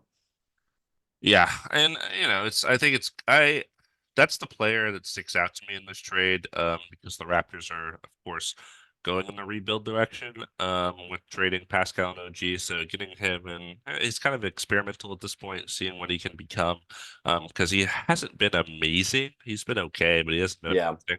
So, we'll see. Um, I don't really understand the Jazz, I mean, the Raptors trading a first round pick for like him and Kelly Olynyk. Kelly Olynyk's a good player. They traded a first round pick for Jakob Poeltl last year. Um, yeah, so what, like, definitely. why are they trading all these picks for players when they're rebuilding? I don't understand. Especially like older players, like Kelly Olynyk's Yeah, what, like late 20s, early 30s. yeah, I'm So because he's had good minutes for the Jazz, so I assume he's probably the more valuable asset in this trade. Um, yeah, Kira Lewis Jr., who I forgot was on the Raptors. He was like the 12th overall pick 2 years ago and tore his ACL and hasn't like played meaningful basketball. So, he's kind of bounced around, which sucks. Um, yeah. Otto Porter Otto contract. Porter yeah, he's kind of Yeah, whatever. I don't even, because they signed him because after the Warriors won, and it was contract I think was like 12 million or something. Like it was like a little bit more, but then he immediately like got injured and has yeah, played not that many minutes for the Raptors. So I think that was just a contract offload as yeah, that's well. kind of a whatever trade for the Jazz. I Yeah, I mean, feel they get like the the Jazz would. late pick out of it, but I don't. Yeah, I feel like that's what it was all about. And the auto, I feel like they will maybe just waive him. I don't know. Because he has been a little injured. But talking about the Jazz, The Jazz. the Jazz traded Simone Fontinocchio. Fonteneco. Jared is so mad because he knows how to say this name perfectly already. I said it. Fontenecchio. Simone Fontecchio. Simone Fontecchio. That's exactly how I said it. They traded into the Pistons from the Jazz for Kevin Knox, 2024 second round draft pick via the Wizards, and draft rights to Gabriela Procida. I don't know how to say that. I think it's Presida, I think. Gabriel Um, Procida. yeah, I was talking to Jared about this and amongst other trades the Pistons did, which we'll get into. And I was like, man, the Pistons they did a ton.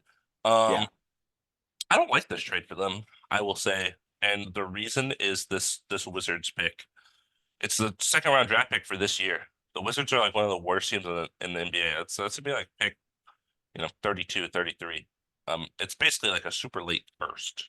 For a Yeah. guy, Simone Fontecchio, who has barely played in the NBA, has played well for the Jazz. He's been Yeah. a quality rotational player. He is deceptively old. How old do you think Simone Fontecchio is? 25. He's 28. Um, yeah. Deceptive. One of those guys that played a lot in Europe and was kind of a very, very old rookie when he came to the NBA, kind of like a Kundo Campazzo, if you remember that name. Of Um, course. Dude, Nuggets legend. Nuggets legend for real. Kevin Knox is garbage. I'm I'm okay with saying that because he wore a Fortnite jacket to his draft night. So I yeah, can't do that. I'll allow it. Um, so I feel like the Wizards pick makes this a good trade for the Jazz. As good as Simone Fontecchio has been for them this year, I just think um, he's already on the older end. He's way out of the Pistons timeline. Yeah. Do you What they're think they just you think he just wanted a shooter? Because I mean, from the little bit I've watched from this game, the few clips when I look over, he's like sunk like two or three threes. So you they think do just need shooting. a younger That's true. space? Yeah, Um, they do need shooting, so maybe that's it. yeah. Instead of having like these older 3-point shooters, you got a little bit younger. Yeah, and I know there is some interest in a lot of teams for him because he is kind of, even though he has not been in the league long, since he is older and has played professional basketball, he's ready to contribute. And I think they just saw the Wizards pick and were like, "Yep, we'll take it." That's the trade we're Yeah. doing right there. Uh, Yeah. I mean, so yeah. yeah. I mean, okay. We'll see. We'll see what happens. But let's dive into the Pistons though, because there's a lot to Oh, unpack. there's a lot to unpack. There's a lot to process. It took me a while to process these moves. Let's just lay it out. Just lay it out. We'll talk about it. Okay, so I already mentioned Daniel House earlier was waived by the Pistons. Amongst other players waived by the Pistons include 2021 seventh overall pick Killian Hayes. Out of nowhere, the guy's been starting this year. He gets waived. They finally just said we're done. We're over his. I guess the Killian era is over. Um, sad to see that happen for him and for the Pistons fans. Famous. I want to say famously, but a lot of people point to Halliburton being drafted like 5 picks after in that draft. Yeah. But that's like 5 picks after. So like 4 other teams didn't think Halliburton was that guy either. So it's not like a huge deal. Um, Gallinari was waived as well. Danilo Gallinari. Yeah, that guy has been on 5 teams in the last 2 years and has played for none of them. So Yeah. It's crazy. Well, no, he did play on the Wizards and he did play minutes for the Pistons. I did see that. But yeah, didn't play a lot meaningful minutes, you know what I yeah. mean? A lot, yeah. He is. We'll see where I think he's supposed to be kind of on the free agent market. Probably will Yeah. sign to a good team, I imagine, and Yeah. spot minutes when needed. And then Joe Harris, also waived by the Pistons, good shooter, former 3-point contestant. I don't think he won. But I know he like led the league in 3-point percentage a couple years ago. Yeah, he did before he got injured on the Nets. Yeah. It Yeah, was good. yeah, he had a rough fall with the Nets and has not been, the guy since then. So they waived all those guys because they were just trading a ton. And let's get into some of those trades. Tell me. Let's do it. Okay, so the Pistons had Monte Morris, which was news to me. Hometown legend, by the way. He's from Hometown Detroit. legend. Oh, awesome. Well, he's not there anymore. They traded him to the Timberwolves, for Shake Milton, Troy Mhm. Brown Jr., and a second round pick. Yeah. What are your thoughts on this one? So I like it for the Timberwolves because they needed a backup point guard behind Conley, so they get Monte Morris. You didn't I think know Jordan McLaughlin was the guy? you know what? I'm gonna say it. He's not the guy. Dang. Shake Milton, I like quite a bit, but I guess he just wasn't efficient enough. They wanted someone to kind of be more stable. Monte Morris does provide that. He's a better Behind playmaker for sure. absolutely behind Mike Conley. Troy Brown Jr. he had like a really good Hit a little game. stretch. Hit a He had little a stretch there. stretch. Yeah. And I mean I liked him on the Lakers too. He's a good player. He's a good a three-point shooter and really pretty decent defender, I'll say. So you hate to see that the Timberwolves built their identity around defense, but I guess I don't think Troy Brown Jr. was like a big part of that. I think it's more McDaniels and Anthony Edwards, Gobert, all Can that you stuff. name every team Troy Brown Jr. has played for? Bulls, Lakers, Wizards, and now Pistons. Wow. That was great. I'm so surprised to do that. That's right. Don't you ever doubt me again on the podcast in front of my friends and family. He's like 23. He's been on 4 teams I already. know. You know what's so funny? You know why I know that? You know why I know that? Why? Because you've already asked me this question. Oh. I think we talked about it like a while ago because I knew Was it Bulls. on the pod? I don't think so. I knew Bulls, Lakers, Timberwolves easily. The Wizards was the one I didn't get. You told me, so now I remember forever. Wow. Yeah, We're so learning you did this to yourself. I think Troy Brown Jr. is the thing I like the most about this trade for the Pistons. And the second round pick. You know what I mean? You're getting your picks. So you're still young, you're rebuilding. Troy Brown Jr. shoots the three, plays defense. He will be good. He's been playing this game for the Pistons. Yeah, I mean, he's worth trotting out there for sure. Yeah, absolutely. And this game is just to check in, it's a 16-point lead. Lakers are winning by 16. So just quick Lakers check in. But yeah, and then what's there's one last big one that really happened, and I want you to walk me through this. Okay, so the Pistons finally traded Bojan Bogdanovic, who it feels like he's been on the trade market since he's joined that team. Literally. Alec Burks, to the Knicks. Originally, I will say originally, this was very bad for the Knicks because originally it was just reported Alec Burks for Quentin Grimes and like a first round pick, and I was like, huh, um, or a second round pick or something. Anyways, Yeah. it's Bojan and Alec Burks to the Knicks from the Pistons for Quentin Grimes, Malachi Flynn, Evan Fournier, Ryan Arcidiacono, and two second round picks. I can't believe you said that name right. At least I think so. Villanova legend Ryan Arcidiacono. You think of it? Disrespect. I have a pop quiz for you. Okay, Let's do it. 20 games. Ryan Arcidiacono played for the New York Knicks this year. Can you tell Yeah, me the total amount of points he scored? absolutely. He scored 3 points. He scored 0 points in 20 games played for the Knicks this year. Pretty NBA close. record. I was NBA pretty. record. 20 consecutive games with 0 points. Don't think I'm to disrespect Archie like that. That's crazy. Hey, I was pretty close though. I was 3 points off. Yeah, I mean, granted, he played like 3 minutes a game, but Yeah, but still, that is a still a wild, still a crazy wild stat. Okay, it's interesting. There's a lot to unpack here. I want to talk about this for sure. Yes. I want your initial reaction. What do you My think? initial reaction, With with everything. like I said, at first I don't remember the exact package that came out. At first it was like Alec Burks for Quentin Grimes in a second or something like that, and I was like, that's a crazy trade to make. Because Quentin Grimes, first of all, U of H, shout out Quentin Grimes, Texas Yeah. legend. Also a good Um, player. good young player. Wasn't getting a lot of rotational minutes on the Knicks because they've been so good this year, and he is one of the younger people on the roster. Um, but I do like him as a player. So when it said they were trading him for Alec Burks, who has previously been on the Knicks roster, and apparently like really likes him and Tom Thibodeau have a very good connection. So hopefully we'll see that. I was like, that's too much for Alec Burks. Yeah. But then it was reported that Bojan was a part of this, and that the Knicks were including Malachi Flynn, who is young, interesting, just got traded from the Raptors, barely played on the Knicks. Um, so he's kind of hasn't developed into I think anything really yet. He's a prospect. Evan Fournier, who has been in purgatory on the Knicks bench for 2 years. It feels like he's not played basketball. So he signed like a couple of years ago. He signed like 17 million for 4 years or something, and Yeah, has so, well, not played. 17 million each year for four Yeah, years. yeah, yeah, Yeah, yeah, yeah. it was Totally, yeah. after France played the USA for the gold medal in the Olympics. I remember that because him and Gobert were just going off, and the Knicks were like, "Let's get this guy. He's hot."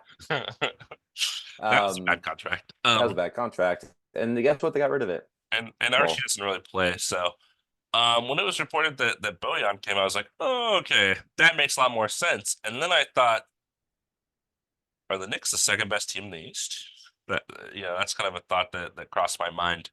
Um, because I think this trade basically shores up their kind of playoff rotation.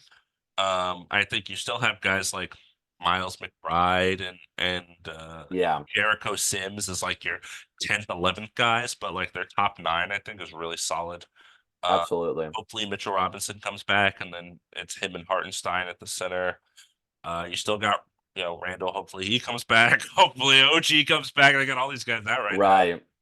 Brunson has been absolutely rock solid for them. DiVincenzo has been very good starting shooting guard for them.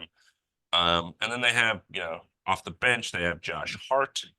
Um, they have, now Bojan and Alec Burks are probably going to both come off the bench for them, I would imagine. Gives them the shooting that they need, some defense. Yeah, I just think it was really good for the Knicks, and I thought the Pistons, it was good for them getting Quentin Grimes as the most interesting aspect of this trade. The thing that annoys me a little bit is last year's trade deadline. I specifically remember the Pistons said we're not trading Bojan Bogdanovic because we really want him unless we get like 2 first-round picks. And I think last year they probably could have got a first-round pick and maybe a young prospect. Yeah. Whereas now you just get the young prospect. So I think they held on to him a little bit too long. Um, and he's like 35 now, so you weren't going to get the same return as the years go on. So I thought the Pistons maybe didn't get enough, and I think this really, really good for the Knicks. Yeah. Mostly I echo what you're saying. I think this is great for the Knicks. I like the Knicks. I liked them already quite a bit. I like them a lot now with these additions. I think you're basically switching Killian Hayes for Quentin Grimes. I think that is the right move. Just because Quentin Grimes can also play defense. I like that about him. And has some playoff experience as well, which is nice. Not too wishy-washy. Nice young player. You can kind of he can shoot, probably can play with Jaden Ivey, get some guard play with Cade Cunningham as well. And then Fournier is I can't believe he's playing minutes right now with the Pistons, which is they're like, you're getting 17 million, you're playing. You're on the court right now. That guy has wanted to be off the Knicks forever. Yeah. Malachi Flynn, like you said, just young, interesting player. Definitely like it more for the Knicks, but it was about time they got rid of Bogdanovich. And I'm glad he's out of purgatory with the Pistons and gets to compete now. Because I think he can be a really big piece to a competitive team. And he's gonna be. I'm also glad the Pistons realized that Jaden Ivey is a good basketball player and started playing him. He's also going off. He scored like 32 points. Like they finally were like, maybe we shouldn't start Killian Hayes over you. I don't know. Obviously. Anyways, but yeah. So another East team that made a lot of moves and waived some guys. Yeah, what's that? Is that the Indiana Pacers you could be referring to? It's the Indiana Pacers, all-star host Indiana Pacers. Oh yeah. Yeah, so Corey Joseph traded to the Pacers from the Warriors for a second-round pick and cash. And then he was waived by the Pacers. Yeah, so they traded him for nothing. I don't understand. I don't either. This trade I don't care about. That's why I just said it. But here's a big one, and I would like to talk about this if you'll allow me. Buddy Hield traded to the 76ers from the Pacers for Marcus Morris Sr., Furkman Korkmaz, I said it right. It's Furkan. You said Furkman. Korkmaz and 3 second-round picks. So there's a lot to unpack with this right here. So basically, Buddy Hield is on the 76ers now. And he's the player I was alluding to earlier that came to the 76ers and immediately provided minutes and shooting and an impact. You got wishful thinking. They didn't make it that far in this podcast. They're just talking about Pistons waving people and they stop listening. No, because everyone loves when we talk about people waving people. Because we're like, well, I don't get it. Why? But I initially was confused because he's been just so good on the Pacers. And I know 76. I mean, this is a win for the 76ers for sure. This is the part of the next part is what confuses me. Korkmaz was then waived by the Pacers. He's a good player. And then Marcus Morris Sr., a 2029 second round pick and cash, was traded to the Spurs for Doug McDermott, who was on the Pacers. Pacers legend. Yeah. And then Marcus Morris was waived by the Spurs. So there's a lot of this just like I think it's really funny that Marcus Morris was traded twice and then waived in like a couple of hours, which is crazy. Because Marcus Morris was like a starter on the Clippers. Yeah. Isn't that crazy? He got no minutes in the Harden trade, and yeah. It's so weird because I feel like he fit into that 76er mold, but I guess they like Robert Covington and Batum more, which I do too. Yeah. But I mean, who's gonna pick up Marcus Morris now? I feel like he's gonna get picked up. He's definitely better than Markieff, and Markieff is on a roster, so I'll say Timberwolves. That's my guess. I don't know. Just throw out a team. It's not bad. I mean, yeah, Buddy is a a bona fide shooter. We know that. He spent a lot of time in college too. He was really old when he was drafted at Oklahoma, I think. Yes, you are right. Yeah, and he has been just one of the best shooters in the league since he was in the league, basically. And it feels like he's always on the trade deadline, or always on the trade deadline, always on the trading block. Um, and I don't know why, like you mentioned. Um, he is a little old for the Pacers kind of timeline, so I can kind of see that. I feel like, I want to say it was reported maybe last year or the year before that the Lakers tried to trade like 2 first round picks and they declined it for Buddy Hield. And I was like, that's weird. But now they trade him for some nothing players and second round picks. But it's good for the Sixers, like you mentioned. I think he's definitely another part of what I was mentioning earlier with the building for next year. Um, Kind of getting their contending team ready. And I can see with Mathurin, and Jarris Walker is a power forward, but still a young player who's barely played.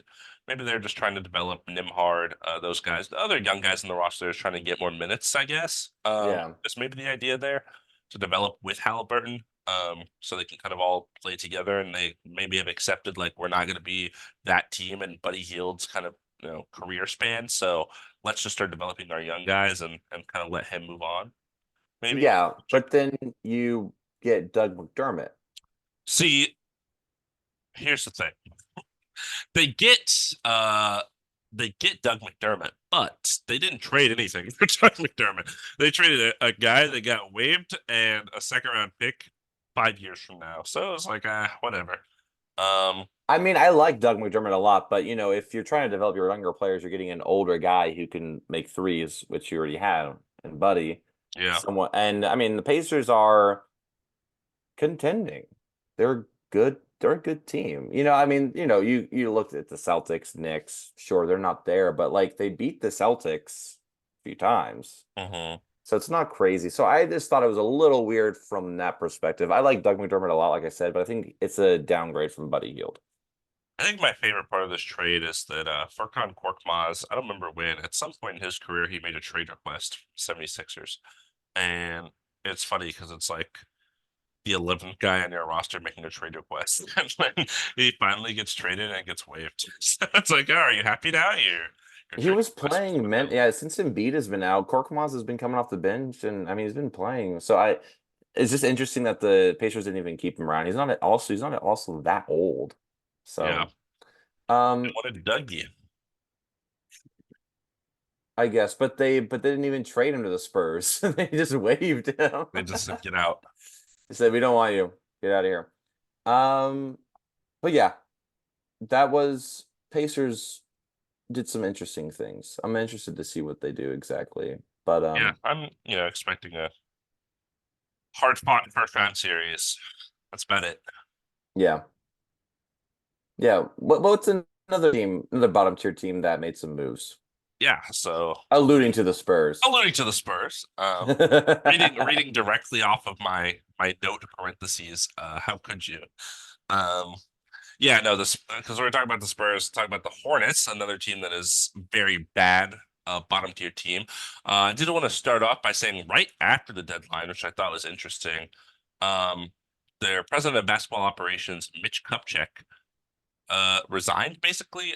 He went to like an advisory role. He stepped down, I guess is the right term, as the president of basketball operations. So they're looking for somebody else to fulfill that. I just thought it was interesting that that happened after the trade deadline. Um, like he's like, all right, let me get y'all through the trade deadline, and then then I'll Yeah. bounce. Because they did a lot here. Um, they waived James Booknight, first He was round a pick good player. a couple of Just years ago. yeah. Um, and it's interesting. I know I don't remember exactly what it was. I think we talked about it on this podcast. It was like a DUI or something that he got. Oh, that's okay, I remember that. Yeah, yeah. But he's kind of been inconsistent in his Hornets days. And then they made a kind of a big trade, maybe not for them, but for the other team. They traded Gordon Hayward to the Thunder for Trey Mann. Nice, interesting young guard who just really wasn't getting an opportunity in the Thunder because they got so many Hmm. guys over there. Yeah. Vasily Micic, that's how you say that name. In case you I'm glad it wasn't my turn to talk. Davis Bertans, who is kind of the contract filler there. Um, and 2 second round picks, one of which is the Rockets and one is the 76ers. And then some cash as well. So thoughts on Gordon Hayward to the Thunder? What did you think about that? I like it. I like it because the Hornets, he wasn't really playing with them, doesn't fit their timeline. He the weird 4 year, $120 million contract he signed a few years ago is also just so weird.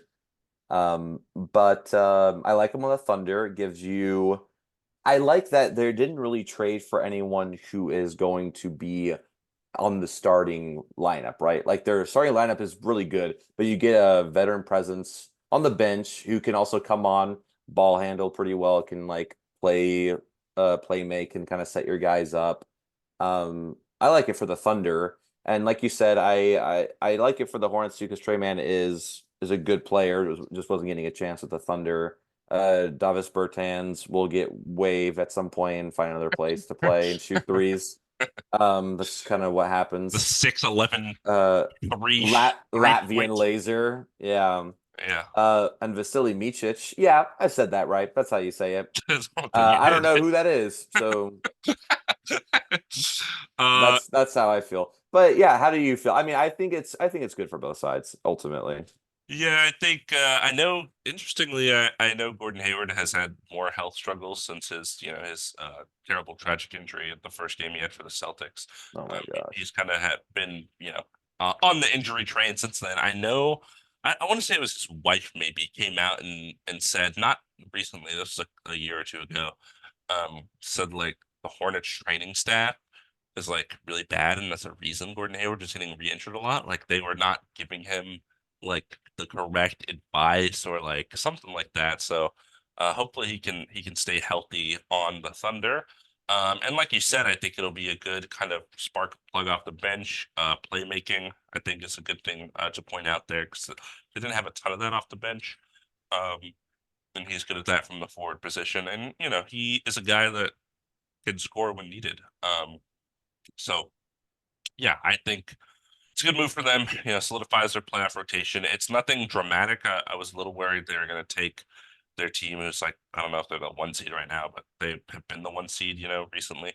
Um, and I didn't want them to just like do something crazy like Josh Gideon, this person, and 8 first-round picks for this crazy player that totally disorients the organization of the team. Absolutely. Russell Westbrook. You Well, know, uh, back to the Thunder for the playoff run, that would be crazy. that would be crazy. But the Clippers are doing so good. Why would you do that? I know. I just thought it was So an yeah, interesting player. But yeah, I totally agree with the you. But Hornets are it's not selling. yeah, and that's not the only person that they sold. Who else did They they sell? they also traded PJ Washington, which is a name that came up during trade talks, I heard, but I was like, I didn't understand because he's young. He's a young guy, kind of fits timeline, plays well with LaMelo. Hmm. They traded PJ Washington and 2 second-round draft picks to the Mavericks. Mm. Yeah, for Grant Williams, S. Curry, Seth Curry, not Steph. People were freaking out for a second. And Yes, their classic Hornets players or Mavericks player rather. Stephen Stephen Curry, and their 2027 top two protected first round draft pick. So, pretty big package for PJ Washington. You're trading away two shooters, one pretty good defender, and then two first round draft picks. How do you feel? I saw some reports that Luca basically just didn't like Grant Williams, which I thought was really funny because Grant Williams is like a chatterbox, I guess. And but like very friendly guy, but Luca's kind of like I think just annoyed by his presence. And Grant Williams, he's shooting okay on three for the season, but when you break it down into like first half and second half, it's like the first half of the season he was shooting like 50% from three. Yeah, Since then, he's been shooting like 20% from three. So it's like he hasn't been yeah. that good lately. So interesting because I just signed him this offseason to what I thought was a pretty good deal, and I was excited for that. I do like PJ Washington even more so.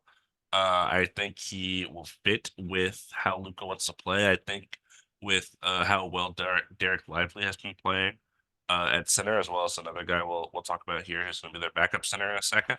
Um, neither of those guys are shooters. PJ Washington is a very good floor spacing power forward, which is good, and he also has a little more size than Grant Williams. Sucks that you have to get rid of Seth Curry. He's a good shooter, always has been, always will be.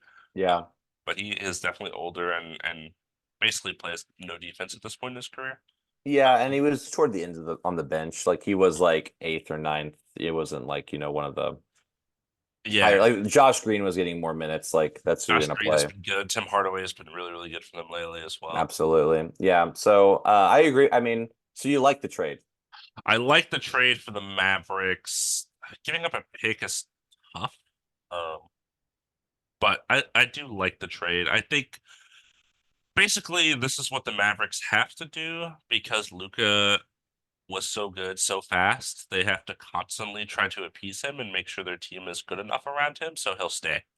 Yeah. Um, But I and mean, you also want to compete, right? So he's the reason why you're able to compete at a high level. So not just appease him, but like to compete, the like worry is they just have like no assets anymore. They traded everybody and like all the draft stuff they can trade. absolutely. But you, at the end of the day, you have Luca on your team. Right. And then, they went through the Porzingis era. They have Kyrie.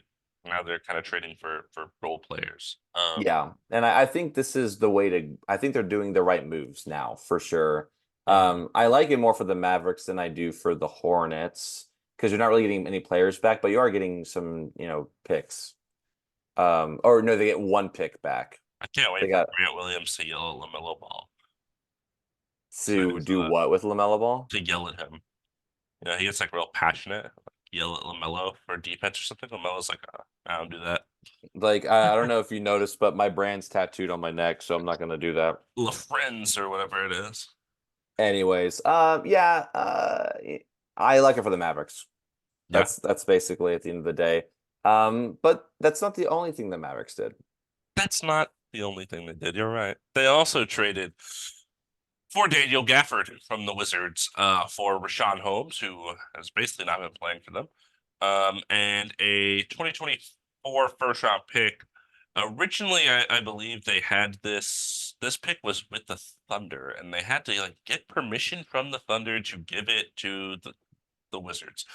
I don't really understand how that works, but essentially, you're trading a salary filler and a first round pick for a guy that ultimately will probably be your backup center. So I like Daniel Gafford. I like him a lot as a player. I think the well, actually, I want to hear what you say. I keep saying what I want to say. How do you feel? How do you feel? I like Daniel Gafford because I think he fits very well. He's just an older Derek Lively, basically. That's what I was Uh, gonna say. Okay, there we go. We're on the same page. Look at us. We're like brothers. Um, true. except you're cool. What? I'm gonna let that sink in. Anyways, so Daniel Gafford is now in the Mavericks, and I think he plays very similar to Derek Lively. Derek Lively and Luca's chemistry very good together. Lob threat, defense, doesn't space the floor, but you have other shooters around you. So I like it. Rashawn Holmes, who's not playing any minutes, basically. Um, yeah, I like it for the Mavericks. And Yeah. also, you don't trade away too much. Like, I don't think you were giving up, Rashawn Holmes and maybe like another young player would have been steep. But I think this is totally fine. What do you think? Yeah, you get 48 minutes of rim running with Luca, 48 minutes of pick and rolls and all this stuff, which, like you mentioned, I think it is the benefit. I do want to shout out rip the minutes for Dwight Powell. No Oh yeah. no more Oh my. Dwight Powell minutes, I guess. Oh, no more with the glasses But yeah, too. he's had the goggles on Oh, lately. yeah. Yeah, with Gafford and Lively, if you're still playing Dwight Powell, you need to stop running the organization because you're doing it wrong. Um, And I also wanted to mention with the PJ Washington trade earlier, I think back to the Mavericks runs where like with Porzingis and stuff when they were playing like Maxi Kleber at the 4 and those Yeah, guys. It's like, a lot better fit, I think, with PJ. So yeah, I think the team is in a good place. I know they're kind of low on the standings right now. They have had a lot of injuries this year and kind of health issues. So hopefully when they're back healthy, this is not a team, I think, especially someone like the Timberwolves or Thunder who are pretty young, yeah, wants to see in the first round. I This is a agree. scary team.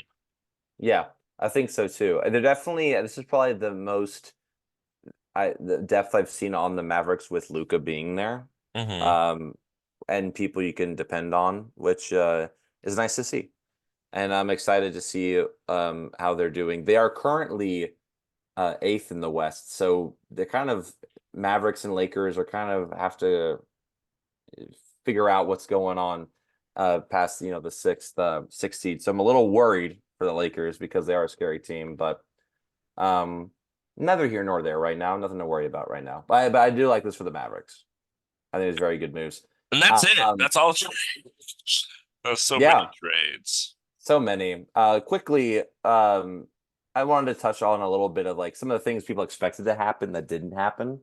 Mm. Also, so Lakers were in a lot of rumors, A and the lot of Lakers, rumors. a A lot of lot of rumors. rumors, as they always are, connected to Hmm. DeJounte Murray, who Mm. did not get moved, connected to also people talking about Trey Young, people talking about Yeah, that Donovan was insane. Mitchell. That It's was. just it's Oh, crazy. did you see the report that said this offseason the Lakers are going to target Trey Young, Donovan Mitchell, or Kyrie Irving? Absolutely, I was I like, did. what? With what? With Yeah, who? no, I know they're gonna trade LeBron. That's the Oh, thing. okay. They're trading LeBron. Yeah, yeah. There you go. Because the team, whoever gets LeBron, they're gonna get LeBron, who Bronny. has Yeah, a yeah, who has a yeah. player option this summer, by the way. I know. Don't I know. I know. Anyway, so Lakers didn't do anything much except they signed Spencer Dinwiddie, Yep. from the buyout market. So No D'Lo as trade. no D'Lo trade, which No was Reeves, also very which I highly didn't think would rumored. happen. Reeves was basically untouchable, is what I heard, which I Yeah, understand. per sources. Per sources, Huh. me. Warriors didn't really do anything. They gave away Corey Joseph for nothing. It's basically it. Yeah, Bulls, this was the big one. So I was going to talk about disappointments. Bulls did nothing. Zero. I got a lot to say about this. Let's try and keep it short and sweet. Yeah, it basically came out that the Bulls GM Arturas Karnisovas, Lithuanian, so be careful. okay, basically said, I think we're good enough. So we're not looking to break it down and rebuild.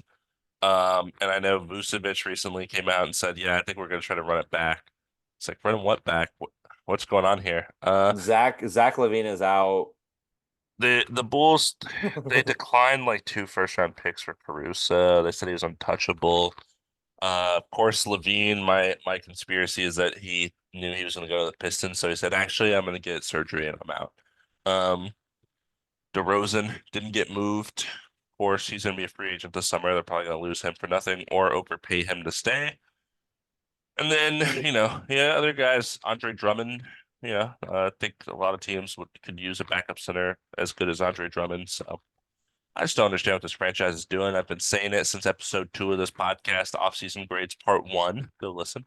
It doesn't matter anymore. But I gave him an F, and I gave him an F because I thought they need to rebuild, and I'll give him an F because I think they still need to rebuild. I don't know what they're doing. Kobe White is the truth. And that's all they should be focusing on. So Yeah, it is. It was unfortunate to see that they did nothing, and they're gonna probably lose some players at the end of the season for nothing. And yeah, I hope they figure something out soon. Um, Arturus, I know, we're brethren, but figure it out, man. I have so much faith in you. not I looking too want good. to. Don't worry, when Lonzo comes back, It's all downhill for the rest of the league. We're beating the Celtics and four. And also, so another thing that came out was the Mavericks. They got PJ Washington, Daniel Gafford. They also really wanted Kyle Kuzma. Well, hmm they were really actually targeting Kyle Kuzma instead of Daniel Gafford, but Wizards wanted a lot more for Kuzma than they were willing to give up, so they got Gafford instead. I think Kuzma would have been a great fit for the Mavericks. As being someone who can defend and defend like multiple positions, can shoot. But I think with the asking price probably was too much. I think they did pretty good just by getting Gafford at least. That guy does not want to be a Wizard. Yeah, I mean, Um, I think it's also because they got PJ Washington. Kind of fills in the similar yeah, position that Kuzma would have filled. absolutely. Another name, Bruce Brown, was being floated by a lot of people. Raptors just held on to him. I don't know. I'm sure a Yeah, lot of people were asking about him, a lot but of contenders can use a Bruce Brown on their roster, absolutely big contract. But he's kind of worth that money. but also has a team option, so you can just decline it after the season. Easy. So yeah, Yeah. And then also Miles Bridges, who's a part of some of the trade rumors happening around the Hornets and all yeah. that, but I stuck wanted around. I wanted to throw him out there just because they did trade Rozier, they traded PJ Washington, they traded Gordon Hayward. Seems like a guy that would have gotten traded. Of course, the offseason, conviction that he had, which by the way, today the state of North Carolina dropped 3 criminal counts against him due to, quote, lack of sufficient evidence.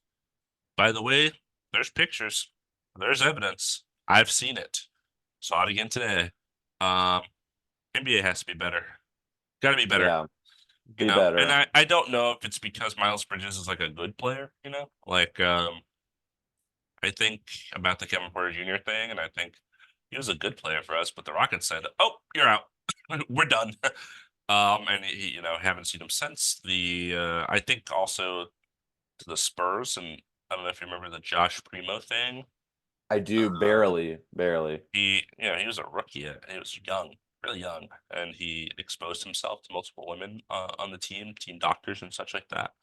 And they said, nope, you're done. Waived, cut, buy out of the league, basically. So, there's examples of teams that do the right things in cases where people are clearly doing something wrong, and then there's this example, which is not the right thing. Mm, Guys shouldn't be in absolutely. the league. I mean, that's what it boils down to. Yeah, I totally agree.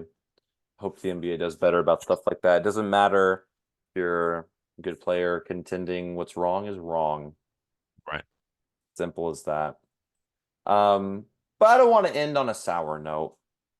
Let's talk a little bit about winners and losers of the deadline, just real quick. Okay, let's do losers since you don't want to talk about sour note at the last thing. Yeah, that's actually smart. I was about to say, why not winners? Good. You saw the future. Thank you. Um, Losers, obviously Bulls. We The already talked Bulls. about that. I hate them. Um, yeah, I know. And then, I'm looking through this. It's really tough for me to kind of find a loser. I feel like losers are a lot of the teams who needed stuff to be done and they didn't. So I think Bulls. I'm gonna I throw don't want to say Pistons in there. you're gonna throw Pistons in there. I just don't think they got enough. I think they held on the guys too long. Sorry, Jared. I th- I I think if they did this last year, it would have been better. But I also am glad they did it. Like if they didn't do it, I would have said it was a loser. You know what I mean? I Yeah, I think mean, a lot of definitely teams. worth trading them for something for sure. Yeah, yeah, yeah. And then keeping Miles Bridges, loser for the Hornets. I'm just gonna throw that in there. Yeah, But and then honestly, if I'm also gonna say it, I think I'm gonna say Pacers interesting. because You really like Buddy Hield. I like Buddy Hield a lot on the Pacers because him and Tyrese Halliburton had really good chemistry. Mm, I think the 76ers definitely won that trade, and I don't see how you're replacing him with anybody on the roster. But um, I don't think they're not contending anymore or anything, like they're still a very good team. right. Um, Talking about winners, Winners. I think a clear Winners. winner, probably one of the clearest winners is probably the Knicks, I'd The have New to York say. Knickerbockers. Yeah, I think they're like I mentioned Yeah. earlier. I said possibly the second best team. I don't know how true that is with the Bucks, but I mean, I'm with the Sixers and Embiid out. I think them and the Cavs. The Cavs, by the way, talked about it last time. They're like They're 18 ripping and it. 1, 19 and 1. They're going crazy. Yeah, I think it's 17-1 right. Actually, no, 18-1 right now is what it is, which is insane. Absolutely insane. I can't wait till Donovan Mitchell becomes a Laker next year. That's me wearing my for the liar hat for the for the package of D'Angelo Russell and Jackson Hayes. and like a 2035 first round pick. Um, yeah, I think the Mavericks also made some really good Yeah. moves, getting ready. Mavericks have been in like I don't know.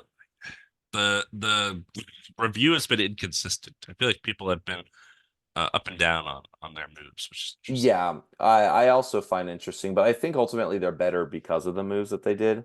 Hmm. And you know, I think those are the clear winners. I like what the Yeah, 76ers did. I I do think, too for the future. yeah, I think they're playing it very smart. They're not trying to compete right now with and beat out, your chances going against the Celtics or, a really Pacers team or Knicks. Hmm. It's gonna be tough. It's gonna be a tough series. So with them beat out, I like what they did, kind of getting rid of some cap, getting ready for next year, maybe get, not a third star by any means, but like get some more really good role players that are gonna be available. And I'll throw this in there. I'll say the Celtics because I think nothing that happened this trade deadline from the Celtics scares me. I still think I'm the best team in the NBA. Yeah, There's exactly. And no he just got crazy better. star moves or something that I'm like, oh, this team is now, it's like we've been the number one team, and I think we'll still be the number one team following that. Yeah, absolutely. Yeah, I totally agree with you. And I'm Wow. terrified of the Celtics now. Crazy. Finals prediction? No one Dude, cares. obviously, Spurs Pistons. If you're talking about the last two lottery balls. Oh, exactly. But yeah, no, it was really fun to like watch all these trades coming in and then you and I just texting back and forth trying God, to it was keep so up and much. It it was was so. so much. This was like a 2 hour podcast, and all that happened in like 1 hour. Yeah, it That's what was it a felt like. really quick trade deadline, but I'm excited to keep watching more basketball. It's gonna be nice. Little break, All-Star weekend. Next time we'll probably recap that a little bit. Talk about like the second half of the season, maybe Mm. some predictions. We'll see where we go Mm. from there. Yes, yes. It is almost midnight here this Tuesday Yeah, evening for me. It's so late. go take that shot. Take the Take the come on, shot. shoot your shot.